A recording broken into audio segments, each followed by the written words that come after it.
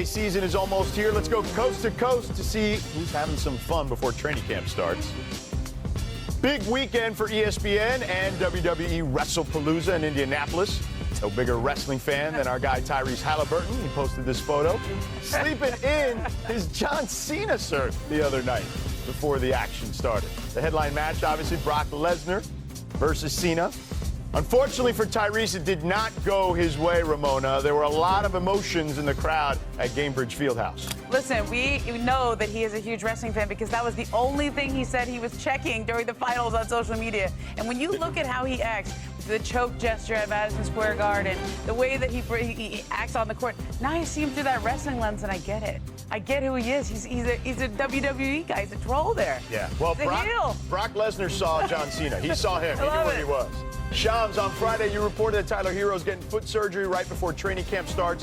What can you tell us about his injury and the timetable for return? George, Tyler Herro will be out at least through mid-November, late November. So that's about the first 12 to 14 games of the season. And Tyler Herro suffered this injury in an offseason workout, and he thought he'd be able to avoid surgery, but he ends up needing it last week, and now he's going to be out. This is a significant loss for a Miami team that needed his offense every which way last season. Yeah, they struggled to score for sure. Kevin Durant doesn't struggle to score. He isn't always in the gym, though. Check out this fish he caught with former teammate Steven Adams. No contract extension thus far, though, in Houston. Mark, he doesn't look too concerned. That's easy fishing, man. That's deep sea fishing. You just throw some bait out there. I did some real fishing a week ago in the bayou. Shout out to Roadside's Fishing, man, where we got some redfish, and then we grilled them afterwards. You heard that, KD? He's calling out your fishing skills, come fish man. with me, man. Do some real fishing. All right, Celtics Jaylen Brown was on a Twitch stream this weekend. Here was the challenge, a hypothetical $100,000 on the line. Call one person in your phone, but they have to answer. So how did it go? Call Peyton real quick, see if he answers. I think Peyton gonna answer. He ain't answering game.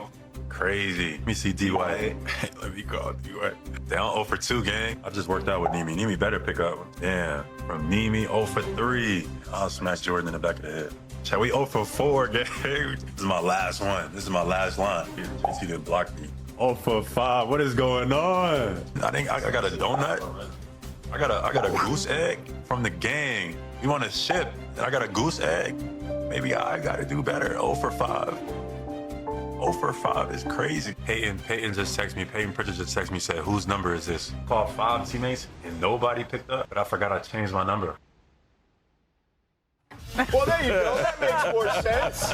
Change his number. Who this? Bobby, who's the most famous person in your phone? Wow. Do you think they'll answer if you cold called them right now? I don't think it'd answer. I would answer his phone, and I would say it's former part owner of the Brooklyn Nets, Jay-Z. Oh! Okay. That number don't work no more.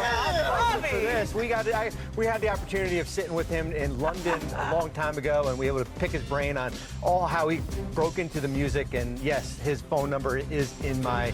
No, hold on. I need to he might change his number after this. I need to hand this back to you. You dropped that name real quick. So. Wow. Next up, Zion Williamson. The Pelicans will be holding their media day availability tomorrow, where we'll hear from Zion as he kicks off his 7th year in the NBA. Freshly minted Executive Vice President of Basketball Operations Joe Dumars spoke on his conversations with Williams this offseason. The main thing that I've talked to Zion about is just responsibility and accountability.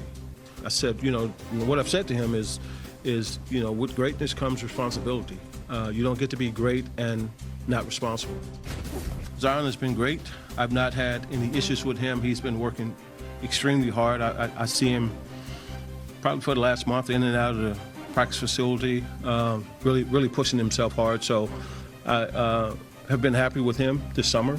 But still, at the end of the day, man, you got to be responsible and accountable for everything you do.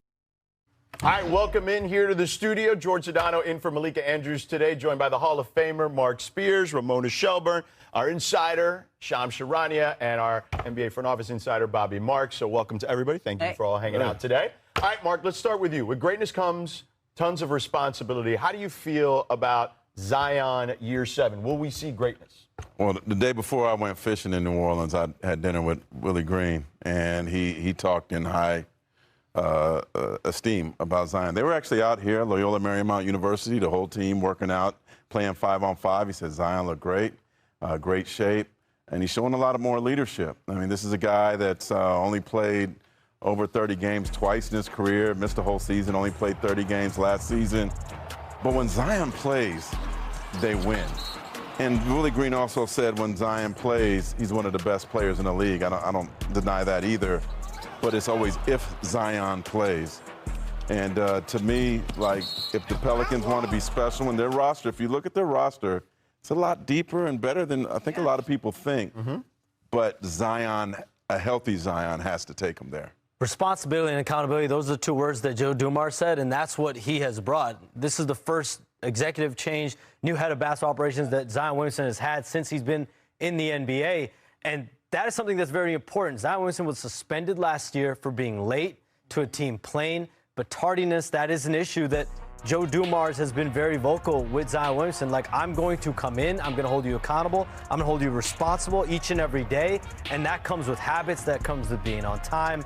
And I do think Zion Williamson, when he's on the court, he is as good as any player. He has the impact of just about any player toward winning. It's just how can you get him on the court and getting him to play at a sustained level. But how this Pelican season start, I'm very curious to see it. A lot of people have their eyes on it. Yeah, I saw Joe and Zion together at Summer League, and they were chatting a lot watching that Pelicans team. And speaking of that Summer League team, so Joe Dumars got a lot of grief for his draft, obviously, of Derek Queen. He was asked about that particular draft selection, and he said that the Pelicans don't have a playoff or bust mentality, Bobby. Should they?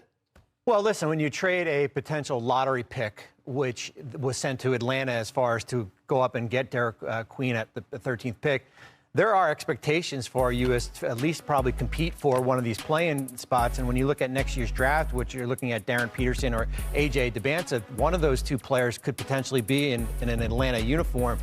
I will say this, having traded for an unprotected pick, which was a Clipper pick that we thought was going to be great in New Jersey, that pick wound up turning out to be the 24th pick in the draft. So what looks good in July is not always what's going to happen. But when there's a lot of pressure in New Orleans as far as not seeing a top 5 pick conveyed to Atlanta with that Derek Queen trade. Well, I think it's just health for the whole team. It's not just Zion. It's Trey Murphy. I mean, he's become one of the best 3-and-D guys in the games, these are great players that they all missed significant time last year due to injuries. And so when you don't have Zion and then you don't have 5 other guys, then I don't even know what the Pelicans have. But I actually think the expectations are so low that there's not really any pressure on them anymore. Like, Mark, how many times have we done a segment or a topic on this show? Is this the year for Zion? Like, well, we're doing it. It's year 7. Right. Literally every year. And so I think at that point, people kind of take their expectations off. Yeah, fair enough. Nikola Jokic received the most votes to win his 4th MVP award. Following him is the reigning MVP, Shai Gilgeous-Alexander, who received 2 less votes than Joker. And to no one's surprise,